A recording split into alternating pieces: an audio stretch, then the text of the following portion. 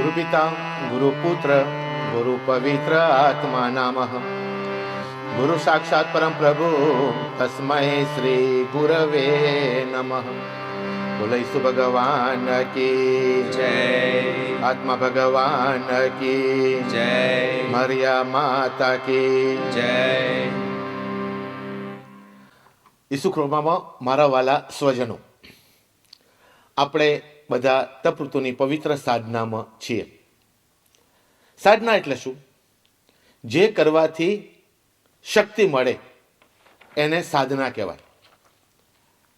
આપણે બધા આ સાધનામાં પ્રવેશ કરીએ ત્યારે સૌથી પ્રથમ એક ભજનથી આપણે શરૂઆત કરીશું.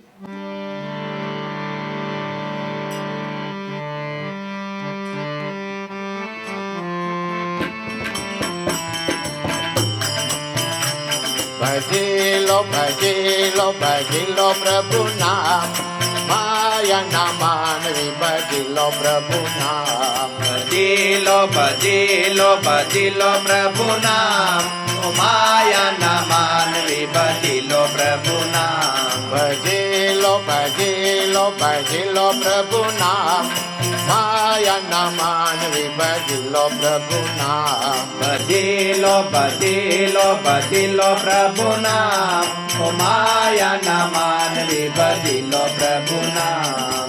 તપૃતુના 40 દિવસ વસંત સૌના દિવસો, તપૃતુના 40 દિવસ વસંત સૌના દિવસો, તપૃતુના 40 દિવસ વસંત સૌના દિવસો.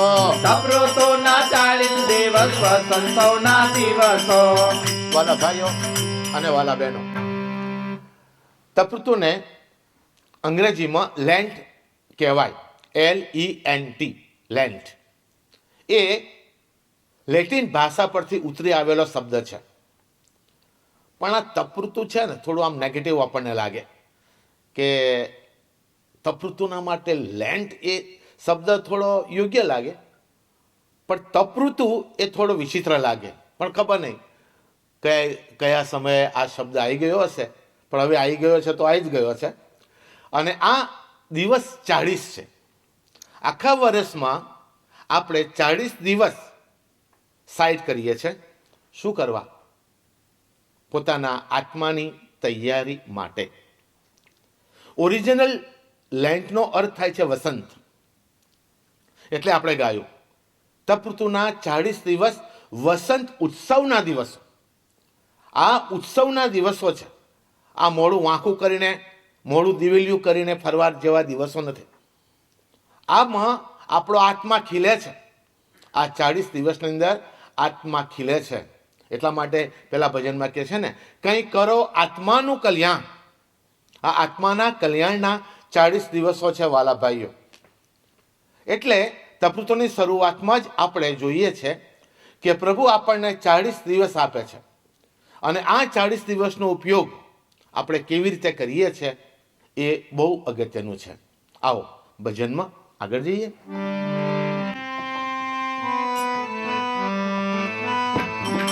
તપૃતુના 40 દિવસ વસંત સૌના દિવસો, તપૃતુના 40 દિવસ વસંત સૌના દિવસો. પાંગરવાના ખીલવવાના દિવસો વયા જાય, માયાના માનવી ભજિલ પ્રભુ નામ. પાંગરવાના ખીલવાના દિવસો વયા જાય, ઓ માયાના માનવી ભજેલો પ્રભુ નામ. ભજેલો ભજેલો ભજેલો પ્રભુ નામ, માયાના માનવી ભજેલો પ્રભુ નામ. ભજેલો ભજેલો ભજેલો પ્રભુ નામ, ઓ માયાના માનવી ભજેલો પ્રભુ નામ. વાલા સ્વજનો, હમણાં હું એક ગામમાં કથા કહેવા ગયેલો તો એક બેન મારી પાસે આવ્યા અને મને એમ કહે કે ફાધર, બિશપ આગળ તમારું ચાલે ખરું? તો મેં કીધું બેન, શું ચલાવવું છે? લુના ચલાવું, સ્કૂટર ચલાવું, હીરો હોન્ડા ચલાવું, i20 ચલાવું કે સ્કોર્પિયો ચલાવું? શું ચલાવું? તા કે એવું નહીં. તમે તો હરખું કે ને, તારે શું ચલાવવું છે અમારું? તા કે હું એમ કહેવા માંગુ છું કે બિશપ તમે કંઈ કહો તો માને ખરા? તો મેં કીધું તારે શું કહેવડાવવું છે? એ તો કે ફાધર, આ 40 દિવસની તપઋતુ દરમિયાન મારા ઘરવાળા છે ને, એમણે દારૂ પીવાનું બંધ કરી દીધું છે. તો મેં દોહો હો તો બહુ સારું કહેવાય, દારૂ ના પીવાનો હોય તો સરસ. તો કે એમ નહીં ફાધર, પછી છે ને આંચકા આવશે. મેં તું આંચકા? તો કે પેલા આ નથી આવતું મોટો મોણબી તો સળગાવે. મેં કીધું બેન, એ આંચકા ના કહેવાય, એ પાસકા કહેવાય. પાસકા આવશે ત્યારે ફાધર કહેશે, હો આદિપના તેજે ગહન ગન જાય અંધારા. ત્યારે તમારા ભાઈ બરાબર ડોલશે અને પછી મિસ પૂરી થશે. એટલે ફાધર કહેશે, ઈશ્વરનો આદેશ લઈ શાંતિને પંથે જાઓ. ત્યારે સીધા દારૂવાળાને ત્યાં જશે અને જે 40 દિવસ ના પીધું એનું હટું વાળી દેશે. એટલે મહેરબાની કરીને તમે પાસકાના દાડા લંબાવો. મેં કીધું બેન, આ દિવસ ના થાય. આ દિવસ બિબ્લિકલ દિવસો કહેવાય, બાઇબલમાંથી ઉતરી આવેલા દિવસો કહેવાય. એટલે પરંપરા પ્રમાણે આ 40 દિવસ એના ક્રમ પ્રમાણે જ ચાલે. આમાં કોઈ સુધારા વધારા ના કરી શકાય એમ. એટલે વાલા ભાઈઓ અને બહેનો, આપણે બાઇબલમાં જોઈએ છે, સૌથી પહેલા તપઋતુ કઈ હતી? સૌથી પહેલા તપઋતુ 40 દિવસ અને 40 રાત નુહા. બહુ સરસ, નુહાની. 40 દિવસ ને 40 રાત જળ પ્રલય થાય છે, જળ પ્રલય થાય છે. પહેલામાં પહેલી તપઋતુ એ હતી. પ્રભુ લોકોને સુધરવા તક આપે છે, એવું નથી કે તક નથી આપતા. પ્રભુ ઈચ્છે છે કે લોકો સત્યના માર્ગે આગળ વધે. એટલા માટે જ નુહા જ્યારે વાણ બનાવતો હતો ત્યારે ભોંયરામાં નહોતો બનાવતો, એ તો જાહેરમાં બનાવતો હતો. લોકો જોતા હતા પણ કોઈ નહીં એના ઉપર અસર ના થઈ. અને છેવટે શું થયું? છેવટે જળ પ્રલય થયો. આગળ જોઈએ તો બાઇબલની અંદર એક સરસ કથા આવે છે, અને એ બીજા કોઈની નહીં પણ તમને ખબર છે, યોનાની. યોના એક ભવિષ્યવાદી હતો. પ્રભુ એની પસંદગી કરે છે. શું કરવા? નિનવેમાં મોકલે છે, નિનવે શહેરના લોકો ને સુધારવા માટે, કે તું નિનવે જા અને લોકોને કહે, રે આજ નિનવે નગરમાં પ્રભુજી યોનાને મોકલે. જા યોના, નિનવેમાં જા, લોકોને સુધારવાની વાત કર. પણ યોના સંકુચિત મગજવાળો હતો. એણે ભગવાનની એ હાકલ સ્વીકારી નહીં અને નિનવે જવાના બદલે તાર્સીસ કરીને એક શહેરમાં જવા વહાણમાં બેઠો. પ્રભુના ઘરે દેર છે, પ્રભુના ઘરે અંધેર નહીં. પ્રભુએ તરત જ તોફાન મોકલ્યું. એક જબરજસ્ત તોફાન આવ્યું. વાણ આમ તેમ ડોલવા લાગ્યું. લોકોને ખબર પડી કે કોઈ પાપી માણસ તો જરૂર વાણમાં બેઠો છે. એટલે એ લોકોએ કહ્યું, ચલો આપણે આપણા પ્રભુને પ્રાર્થના કરીએ કે આ તોફાનની જે સમસ્યા છે એમાં પ્રભુ આપણને બચાવે. તો પણ તોફાન શાંત ના જ થયું. એટલે જે મુખ્ય માણસ ખરો એણે કહ્યું, ચોક્કસ આપણામાં કોઈ પાપી બેઠો છે. ચિઠ્ઠીઓ નાખી તો યોનાનું નામ પકડાયું. પૂછ્યું યોનાને, બોલ યોના, તું કોણ છું? આધાર કાર્ડ લાવ તારું. કોણ છું એમ? ક્યાં ભાગ્યા છે અહીંથી? તો પેલા એ કહ્યું કે હું પ્રભુથી દૂર ભાગું છું. પ્રભુએ મને મોકલો છે નિનવે અને હું તાર્સીસ જાઉં છું. તો લોકોએ કહ્યું, ચલો તો એક જ રસ્તો છે, જો અમારે બચવું હોય તો તને દરિયામાં નાખી દેવું. એને ટીંગાટોળી કરી અને એને દરિયામાં નાખે છે. અને કથા શું કહે છે? ત્યાં તૈયાર હતી એક માછલી. પ્રભુએ માછલીને ઓર્ડર આપ્યો, ચલ જા પેલાને ઉપાડ લાવ. અને આખો ને આખો એ માછલી પેલાને ગળી ગઈ. ગળીને પછી પ્રભુએ આદેશ આપ્યો, જા નિનવે તરફ જા. પેલા એ ફરજિયાત 3 દિવસ માછલીના પેટમાં રિટ્રીટ કરી અને ત્રીજા દિવસે માછલીએ એને નિનવેના કિનારા પર ઓકી કાઢ્યો. શેમ્પુ બેમ્પુ લાવ્યો, બરાબર નાહ્યો, ચોખ્ખો થયો અને પછી પ્રભુનો સંદેશ આપવા એ નિનવેની શેરીઓમાં નીકળી ગયો. એટલે વાલા ભાઈઓ, તમે વિચાર કરો કે શરૂઆતથી જ પ્રભુ ઈચ્છે છે કે તમે અને હું, આપણે બધા સત્યના માર્ગે ચાલીએ. સંસ્કૃતમાં કહે છે, કેન જાય તે ધર્મ. ધર્મ ક્યાંથી પ્રગટ થાય છે? અને તરત જ જવાબ આપવામાં આવે છે, સત્યને જાય તે ધર્મ.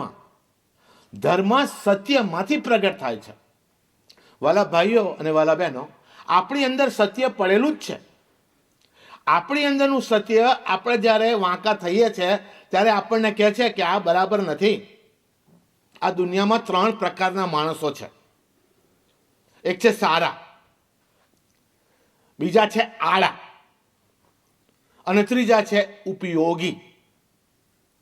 જે માણસ સારા છે એ માણસો સારા જ છે, એનો કોઈ એ નથી, બીજો વિકલ્પ નથી. એ લોકો સારા જ છે, એમનામાંથી સારી વસ્તુ જ પ્રગટ થાય છે.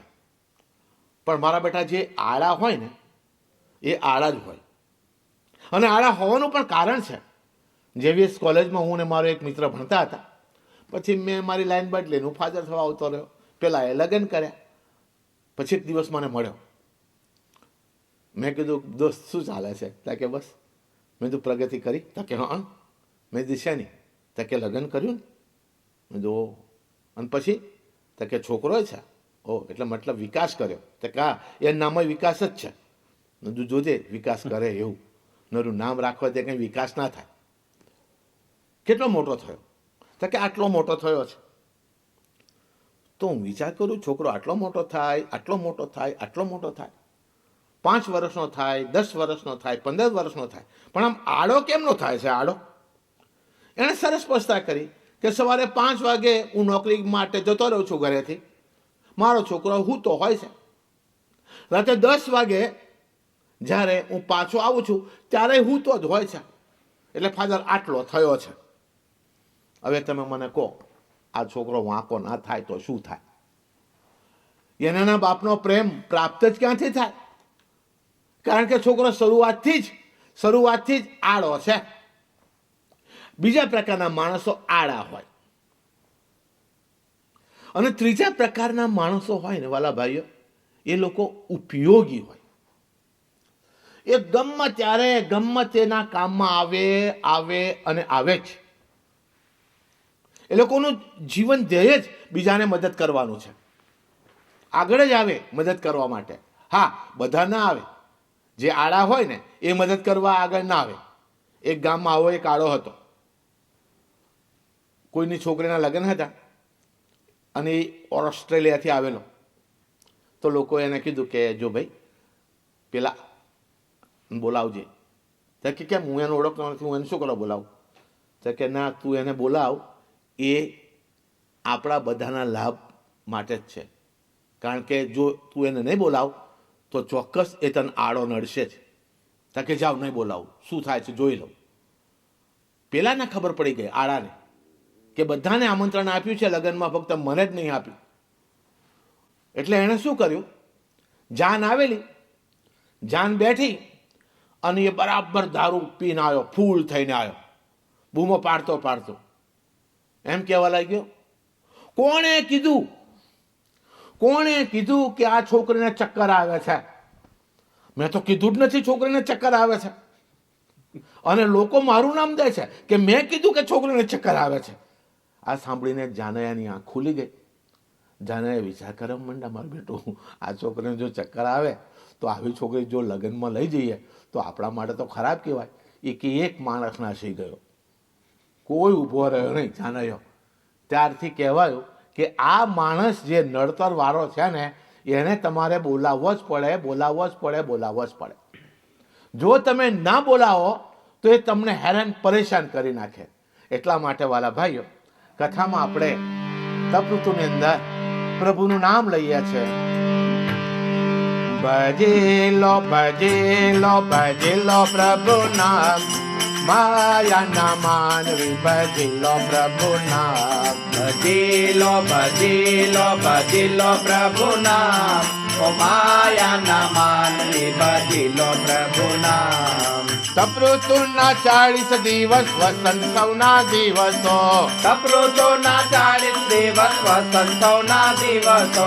તપઋતુના 40 દિવસ વસંત સૌના દિવસો. તપૃતોના 40 દિવસ વસંતોના દિવસો. વાલા ભાઈઓ, આ વસંતના દિવસો છે, આત્માના ખીલવાના દિવસો છે. ત્યારે આપણે થોડું મન તપ તરફ વાળીશું. તપ એટલે શું? તો તપ એટલે તપાસવું. તપાસવું આપણું શરીર, તપાસવું આપણું મન અને તપાસવું આપણું હૃદય. 40 દિવસમાં આપણે આ તપશ્ચર્યા કરવાની છે, આ સાધના કરવાની છે. મારી દ્રષ્ટિથી 12 પ્રકારના તપની વાત આપણે કરીશું. એમાં 6 તપ બાહ્ય તપ અને 6 તપ આંતરિક તપ. સૌથી પ્રથમ આપણે બાહ્ય તપની વાત કરીએ. 6 બાહ્ય તપ. આમ તો ફક્ત શબ્દ થોડા અટપટા છે, મોટા મોટા છે, પણ સમજવાની કોશિશ કરશો તો સમજી શકશો, અને હું ટ્રાય કરીશ તમને સમજાવવાની. તો પહેલા 6 તપ કયા? પહેલામાં પહેલું તપ છે અનશન. બોલો બધા. બધા ના બોલ્યા, બોલો. અનશન. અનશન, બહુ સરસ. બીજું તપ છે ઉણોદરી. બોલો. ઉણોદરી. ત્રીજું છે સ્વભાવસાર. સ્વભાવસાર. ચોથું તપ છે રસ પરિત્યાગ. રસ પરિત્યાગ. પાંચમું તપ છે કાયા કલેશ. કાયા કલેશ. અને છઠ્ઠું તપ છે સલીનતા. સલીનતા.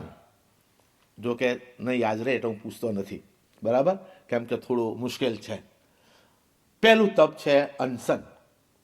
અનશન એટલે પોલિટિકલ ફાસ્ટિંગ, રાજકીય ઉપવાસ.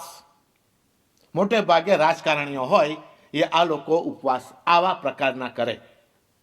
આ અમદાવાદ શહેર છે, અને આ શહેર સાબરમતીના રિવરફ્રન્ટ આગળ આ લોકો ઉપવાસ શરૂ કરે. એ ઉપવાસ માટે ખર્ચ કેટલું કરે ખબર? 200 કરોડનું ખર્ચ કરે. એના કરતાં 20 રૂપિયાનું ખાઈ લે તો સારું. આટલું ખાવા જોઈએ, એટલું ખાવા જોઈએ, એમ આટલું 20 રૂપિયાનું. પણ આટલું બધું ખર્ચ કરે.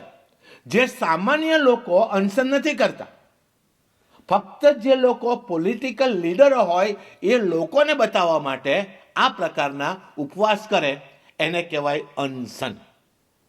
બોલો, અનશન એટલે શું? રાજકારણ. હા, રાજકારણીઓ જે કરે એ ઉપવાસને કહેવાય અનશન. બીજો પ્રકાર છે તપનો, એનું નામ છે ઉણોદરી. બોલો. ઉણોદરી. હવે ઉણોદર એટલે પેટ. ઓકે, આપણે જ્યારે ખાવા માટે બેસીએ છીએ ને, ત્યારે એક સરસ સિસ્ટમ છે વાલા ભાઈઓ. એમ આપણે ધરાઈ જઈએ એટલે પેટ આપણને આ સિગ્નલ આપે. એ સિગ્નલ શું થયો કે હવે ધરાયા, હવે તમારે ખાવાની જરૂર નથી, હવે ખાવાનું બંધ કરો. પણ અમુક માણસો એવા હોય કે એવું જ સમજે કે આ છેલ્લું ભોજન છે, એટલે મારા બેટા ખા જ કરે, ખા જ કરે, ખા જ કરે. ઉણોદરી કે પેટ તમને સૂચન કરે કે બસ હવે બંધ કરો, પણ બંધ ના કરે. વાલા પીવણ ભાઈઓ, કથામાં ઘણા પીવણ ભાઈઓ બેઠા હોય. પીવણ ભાઈઓ, તમને ખબર હશે કે જ્યારે બધા પીવા બેસે ત્યારે સરસ એક પેલી બાટલી હોય, સિગ્નેચર, હસ્તાક્ષર ગુજરાતીમાં કહેવાય, હસ્તાક્ષર.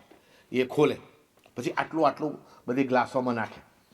તો કોઈ હોય તો સોડા સાથે લે, કોઈ હોય તો થમ્સઅપ સાથે લે, કોઈ હોય XYZ ડ્રિંક સાથે લે. પછી એ લોકો બધા આમ કરીને ચીયર્સ એવું બોલાડે. હવે ચીયર્સનો શું અર્થ છે તો મને ખબર નહીં. મેં આખી દુનિયામાં ચીયર્સ એવું સાંભળ્યું છે, પણ બોલાડે ખરા. ચીયર્સ કરીને પછી પીવે. એટલે એક પેક પીવે ને એટલે એમને બહુ આનંદ આવે, એમ બહુ સારું લાગે એક પેક પીવે એટલે. પણ લોકો એક પેકથી ધરાય નહીં. એ લોકો શું કરે ખબર? બીજો લે.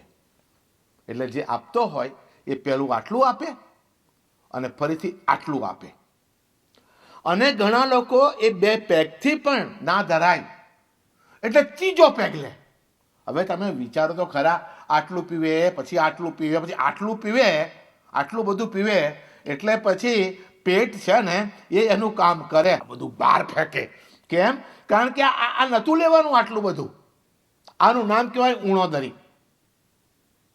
તમારું ઉદર તમને સંકેત આપે છે, સ્ટોપ ઇટ, બંધ કરો.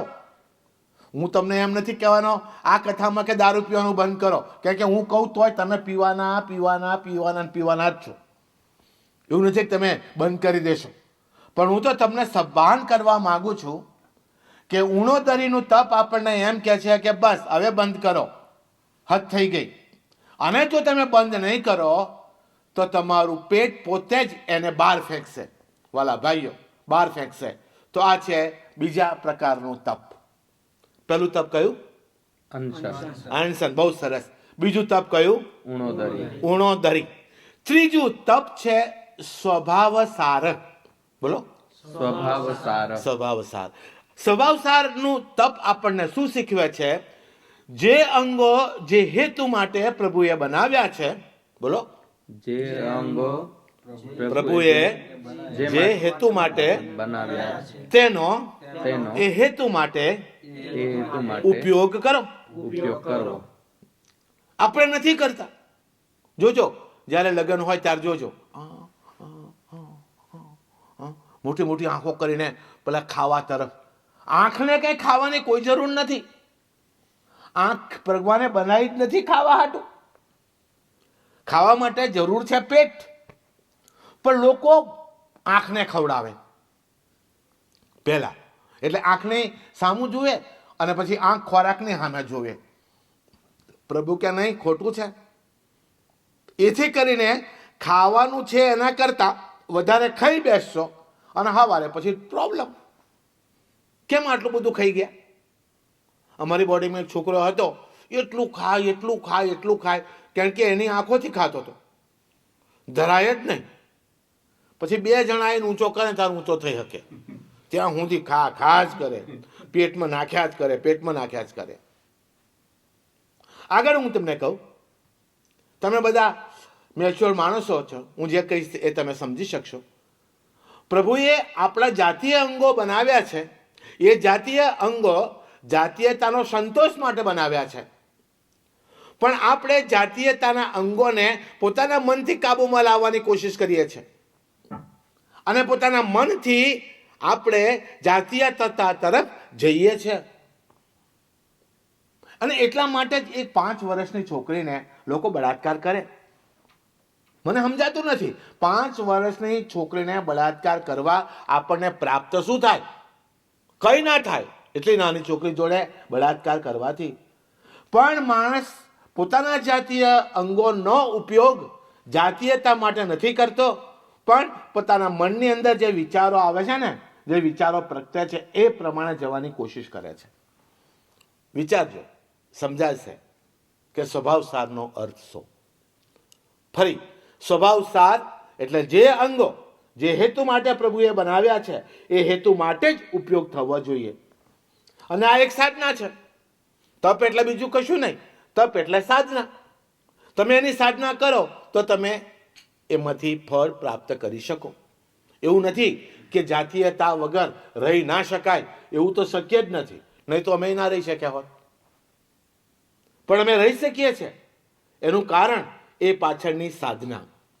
એટલે આ 40 દિવસો દરમિયાન તમારે વિચારવાનું જ, વાલા ભાઈઓ, કે હું સ્વભાવ સારનો કેટલો ઉપયોગ મારા જીવનમાં કરું છું, કે એની કેટલી સાધના હું કરું છું. આપણે 3 તપ જોઈ ગયા. પહેલું તપ અનશન. બીજું તપ ઉણોદરી. ત્રીજું તપ સ્વભાવ સાર. ચોથું તપ છે રસ પરિત્યાગ. સરળ છે, સમજી શકો એવું જ છે આ તપ. મને ડાયાબિટીસ થયો એટલે મારે શું બંધ કરી દેવું જોડે? સુગર બંધ કરી દેવી પડે, ખાંડ બંધ કરી દેવી પડે. નહીં તો મારા લોહીમાં એટલી બધી ખાંડ થઈ જાય કે હું મારું રોજિંદુ જીવન જીવી ન શકું. વાલા ભાઈઓ, હું મારું રોજિંદુ જીવન જીવી ન શકું. એટલા માટે મારે બધી મીઠાઈ બંધ કરી દેવી પડે, પછી લાડવા ના પોસાય. પછી બટાકા મારાથી ના ખવાય. રસ પરિત્યાગ. ડૉક્ટર મને કે આ ખાતા નહીં, એટલે મારે એ ખાવાનું બંધ કરવું જ પડે, મને ગમે કે મને ના ગમે. આનું નામ કહેવાય વાલા ભાઈઓ રસ પરિત્યાગ. જે ઈષ્ટ નથી મારા માટે, જે રસ મારા શરીરને ઈષ્ટ નથી, એ દરેકે દરેક રસનો મારે ત્યાગ કરવો. તો પછી મારા માટે ઈષ્ટ શું છે? કારેલાનું શાક. હું જ્યારે માંદો પડે દવાખાને હતો, 500 માણસો મળવા આવેલા, એમાંથી 499 એ મને કીધું કારેલા ખાજો, કારેલા ખાજો. હું પહેલાં કારેલા ખાતો હતો, પણ આ સાંભળીને મને એવો કંટાળો ચડ્યો ને, તે મેં ખાવાનું તો બંધ કરી દીધું નહીં, કારેલા જોવાનું બંધ કરી દીધું. મને કારેલા દીઠા ગમતા નથી, જોઉં ત્યારથી જ મને ગમતા નથી. કેમ? કારણ કે મેં આ જે રસ પરિત્યાગને બરાબર સ્વીકાર્યો નહીં. મારે સ્વીકારવો જ પડે વાલા ભાઈઓ. છોડવાનું છે ને એ સ્વીકારવું પડે. અમારા ધંધુકામાં એક સિસ્ટર મરતા હતા, તો ગમે એટલા સિસ્ટરો આવે, પણ જો ફાધર ના આવે તો ચિઠ્ઠી પાકે નહીં. ઉપરની ચિઠ્ઠી ફાધર જ પકવી શકે. એટલે ફાધરની જરૂર પડે તો એક સિસ્ટર મને બોલાવવા આવ્યા, ચલો ચલો ચલો પહેલાં ફાધર આવો તમે, કારણ કે સિસ્ટર મરી જાય છે. હું તો પવિત્ર પાણી અને સ્ટોલ અને ચોપડી લઈને પહોંચી ગયો. આજુબાજુ બધા 50 સિસ્ટરો પેલા સિસ્ટરને વીંટળાઈને બેઠેલા, અને પેલા સિસ્ટર કંઈક બબડ્યા કરે, કંઈ બબડ્યા કરે. એટલે હું વિચાર કરું આ શું બબડે છે એમ. એટલે મેં ધીમે રહી અને મારા કાન છે ને એમના મોઢા આગળ રાખ્યા. તો એ સિસ્ટર સ્પેનિશ સિસ્ટર હતા. એટલે એમ કે પોયો પિકાન્તે. બોલો શું બોલે?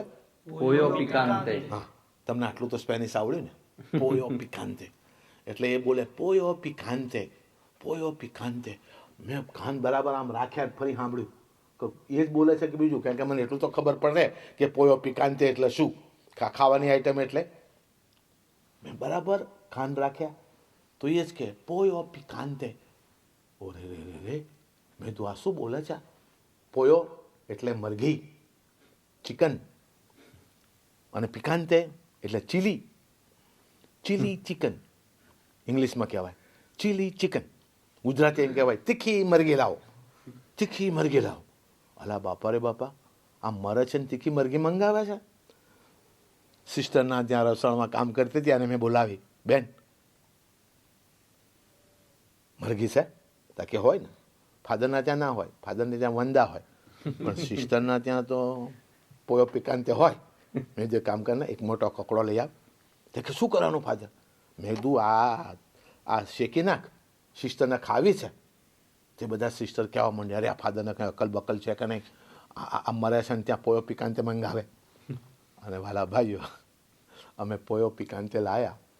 જેવું એમના હોઠ આગળ મૂક્યું, ધીમે ધીમે જીભ બહાર કાઢી, આખી મરઘી ચૂસવા માંડ્યા, અંદર થોડી અંધારે નાખી, બટકા ભરવા માંડ્યા, અને પોયો પિકાન્તે ખાધા પછી તાકાત આવી, ધીમે રહી અને કહે છે કે આ બધા કેમ આવ્યા છે? મેં કીધું પોયો પિકાન્તે ખાવા આવ્યા છે. ત્યાર પછી સિસ્ટર વાલા ભાઈઓ 6 મહિના જીવ્યા, 6 મહિના જીવ્યા, અને પછી એમનો વારો આવ્યો. કહેવાનો સૂર શો છે મારો વાલા ભાઈઓ? આપણે જ્યારે રસ ત્યાગમાં માનીએ છીએ ત્યારે રસોને ત્યાગવાના તો છે જ, પણ એ સમજી વિચારીને ત્યાગવાના છે. નહીં તો શું ખબર છે શું થશે પીવણ ભાઈઓ? જ્યારે મરશો ને ત્યારે તમે દારૂ માગશો કે દારૂ છે લાવો. મને ખબર છે ઘણા માગે છે મરતા પહેલાં, દારૂ લાવો, મારે દારૂ પીવો છે. એટલા માટે જ આપણે તપૃતોમાં ઘણી વાર દારૂ નથી પીતા. કેમ નથી પીતા? જો આવી સારી હેબિટ આપણને પડે તો ભવિષ્યમાં દારૂ છૂટી જાય. મારા બાપુ આ 99 વર્ષના હતા. અનેક દિવસ મારી બહેને કીધું કે ઈગા બાપાએ દારૂ પીવાનો બંધ કરી દીધો. તો મેં મારા બાપાને પૂછ્યું, હે બાપા આ શક્ય છે કે 99 વર્ષની ઉંમરે દારૂ પીવાનું છોડી દેવાય? તો કે બેટા હું દારૂડિયા ક્યાં હતો? હા હું દારૂ પીતો તો એ બરાબર, પણ હું કંઈ દારૂડિયો નહોતો. એટલે વાલા ભાઈઓ, તપની સાધનામાં આ જે નાના નાના તપશ્ચર્યામાં આપણે ઉતરીએ છીએ એ આપણને લોંગ ટર્મમાં ખૂબ જ મદદરૂપ થાય છે. એટલા માટે જ આપણે આ તપોની સાધના કરીએ છીએ.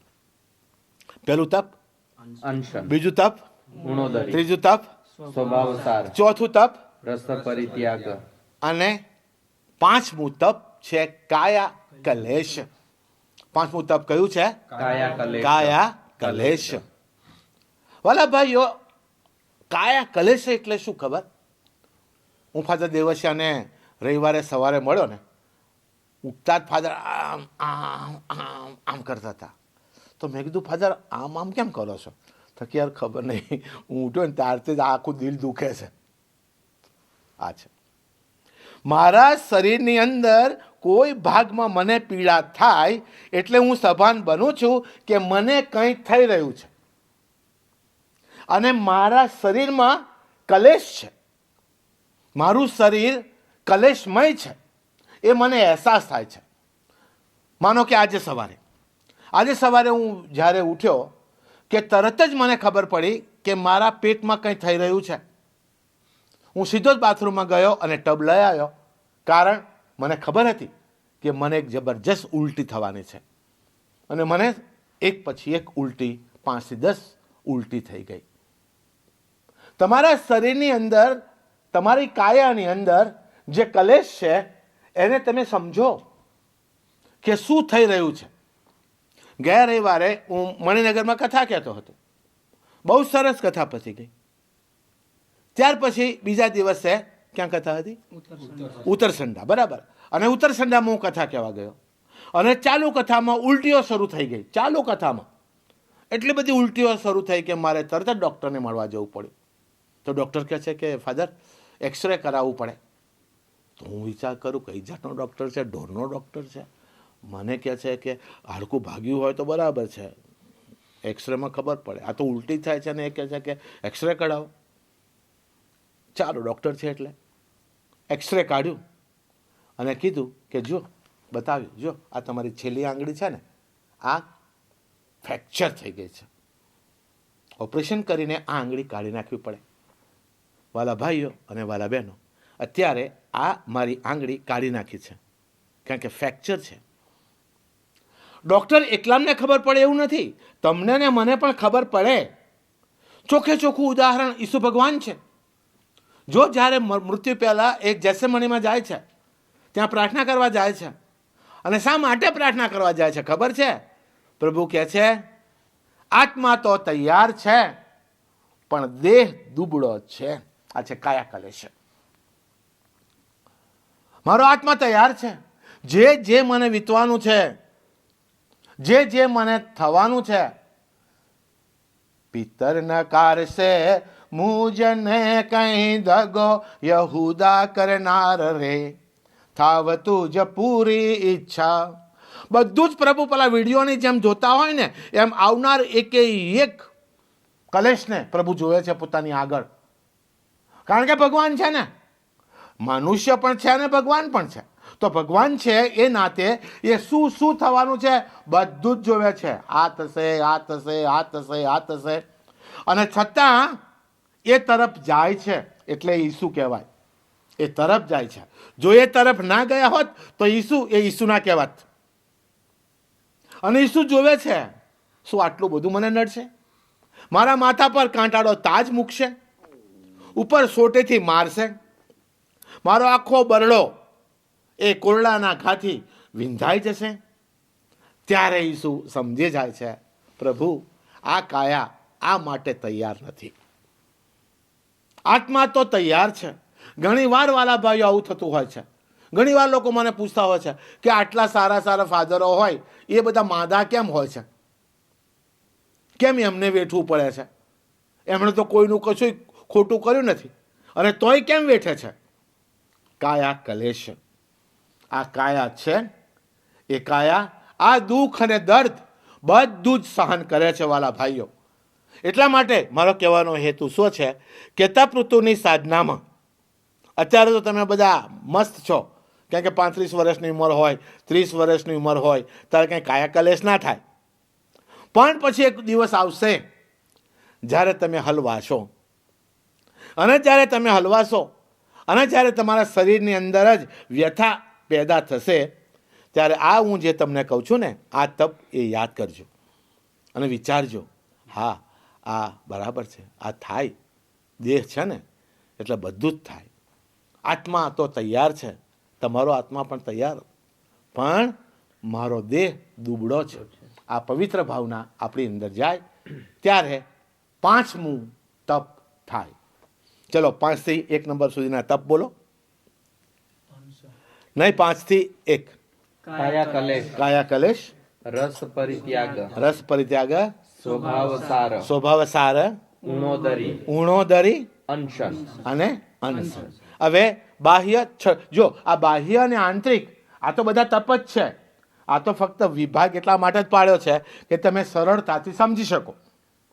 બાકી કંઈ બહુ એ કરવાની જરૂર નથી. હું તમને કહું કે ચલો હું 12 તપ બોલું છું, તમે બોલી જાઓ, તમે ના બોલો, કારણ કે મોટા ભાગે આપણે આવા શબ્દો વાપરતા નથી હોતા. તો છેલ્લું તપ છે સલીનતા. 6થું તપ છે સલીનતા. ફરી બોલો. સલીનતા, સલીનતા એટલે શું? સલીનતાનો અર્થ શું થાય? આત્મનિરીક્ષણ. બોલો. આત્મા નિરીક્ષણ, ફરીથી. આત્મા નિરીક્ષણ, અને છેલ્લી વાર. આત્મા નિરીક્ષણ. સલીનતા આપણને એમ કહે છે કે તમે આત્મનિરીક્ષણ કરો, તમારા આત્મામાં પ્રવેશ કરો અને તમે જુઓ કે તમને શું થઈ રહ્યું છે. મને કે હું ફાધર છું, સિમ્પલ ઉદાહરણ તમને આપું, અને પછી મને ધીમે ધીમે ધીમે એવું લાગે કે નહીં આ હું ખોટો ફાધર થઈ ગયો, ખોટી જગ્યા પર ફસાઈ ગયો, આના કરતાં લગ્ન કર્યા હોત તો સારું થાત. આવું નથી થતું પણ કહું છું એમ. તમે એવું ના માનતા ફાધરને આવું થાય છે એવું. આ તો મેં ઉદાહરણ જ આપ્યું તમને. તે વખતે હું વિચાર કરું છું, સ્વવિચાર કરું છું, આજથી 40 વર્ષ પહેલાં મેં જે સંન્યાસ લીધો હતો ત્યારે મારી માનસિક સ્થિતિ કેવી હતી. શું મેં કોઈની બળજબરીથી આ સંન્યાસ લીધેલો કે મારી ઈચ્છાથી મેં આ સંન્યાસ લીધેલો? અને જો મેં મારી ઈચ્છાથી સંન્યાસ લીધો હોય તો મારી ફરજ બને છે કે હું મારા એ સંન્યાસને વફાદાર રહું. મને મન થાય કે મારે 100 ને માર નાખવો છે એમ. જો નિરીક્ષણ કરું તો મને સમજાય કે ના ના ના ના આટલું બધું તો ના જ થાય.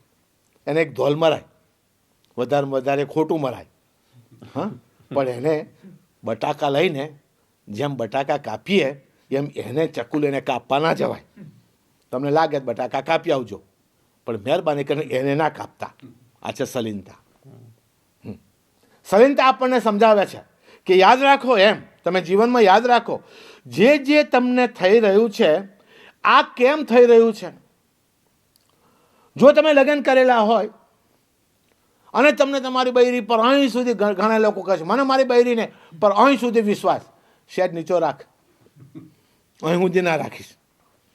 કેમ કે હોઈ શકે કદાચ તારી બૈરી બેવફા પણ નીવડે, અને તારી બૈરી જ્યારે બેવફા નીવડે અને તું એને જીરવી જ ન શકે એના કરતાં સલીનતા વાપરી હોત તો.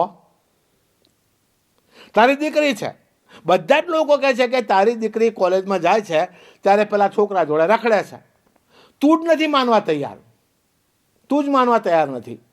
પછી તારી દીકરી તારો ધર્મ બરમ બધું છોડી અને બીજા ધર્મની અંદર પ્રવેશ કરશે ત્યારે તું શું કરીશ?